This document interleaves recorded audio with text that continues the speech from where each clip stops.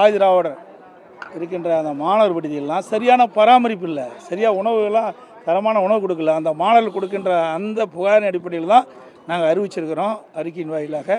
இதை இந்த அரசு போய் ஆய்வு செய்து அதில் என்ன குறைபாடு இருக்குல்ல அதை தீர்த்து வைக்கணும். அதுதான் ஒரு நல்ல அரசுடைய கடமை.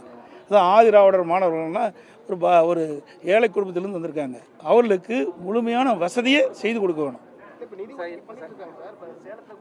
நிதி ஒதுக்கீடு இப்போ தானே ஒதுக்கிறா, இன்னும் பல இடத்துக்கு போகலையே.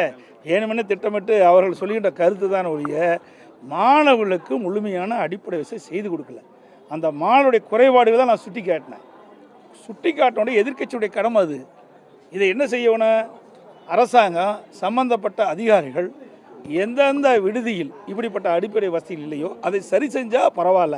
அதை விட்டுட்டு நான் சொல்கிற கருத்துக்கு எதிர்மறை கருத்துக்கள் எந்த விதத்தில் நியாயம்?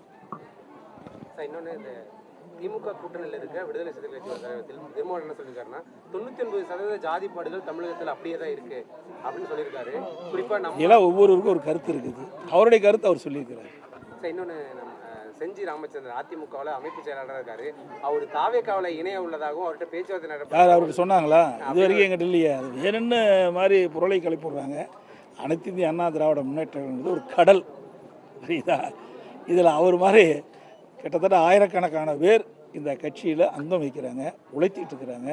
இந்த அனைத்து இந்திய அண்ணா திராவிட முன்னேற்ற கழகம் ஒரு வலிமையான இயக்கம், 30 ஆண்டு காலம் ஆட்சி செய்த இயக்கம், பொன்விழா கண்ட கட்சி.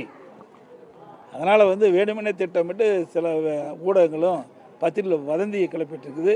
இது கண்டிக்கத்தக்கது. பரந்தூர் விமான நிலையம் பணி துரிதப்படுத்திட்டு இருக்காங்க, விவசாயிகள் பாதிப்பு. அதாவது அரசாங்கம் அவர்களை அழைத்து முறையாக பேச்சுவார்த்தை நடத்தி அது ஒரு தீர்வு காண வேணும். அந்த மக்களுடைய பிரச்சனை என்ன, அவர்கள் என்னென்ன கோரிக்கை வைக்கிறாங்க, அதையெல்லாம் ஒரு குழு அமைத்து அந்த குழுவின் மூலமாக தீர்வு காண வேண்டும். அதுதான் என்னுடைய நிலைப்பாடு. இன்னொன்று, தொடர்ந்து அரசு மருத்துவமனைகள்லாம் ஒரு சுகாதார சீர்கேடு இருக்குது.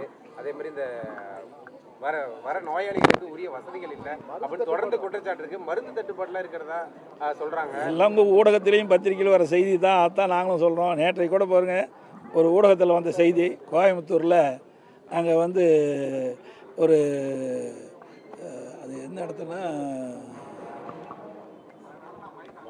இல்லை இந்த அதாவது இடம் பேர் தெரிய மாட்டேங்குது. அங்கே பார்த்தீங்கன்னா ஒரு துர்நாற்றம் வீசுதா சொல்லி அங்கே ப்ளீச்சிங் பவுடர்லாம் போட்டாங்க. இந்த போஸ்ட்மார்ட்டம் அதில் பார்த்தீங்கன்னா அதில் இருக்கிற கழிவு நீர்லாம் வெளியேறி துர்நாற்றம் வீசுவதாக இந்த ஊடகத்தின் வாயிலாக செய்தி வாங்கியிருக்குது. இப்படித்தான் தமிழகத்தில் இருக்கின்ற பெரும்பாலான மருத்துவமனைகளை இப்படிப்பட்ட நான் ஏற்கனவே இந்த மருத்துவமனையில் இருக்கிற குறைபாடெல்லாம் சுட்டி காட்டினேன்.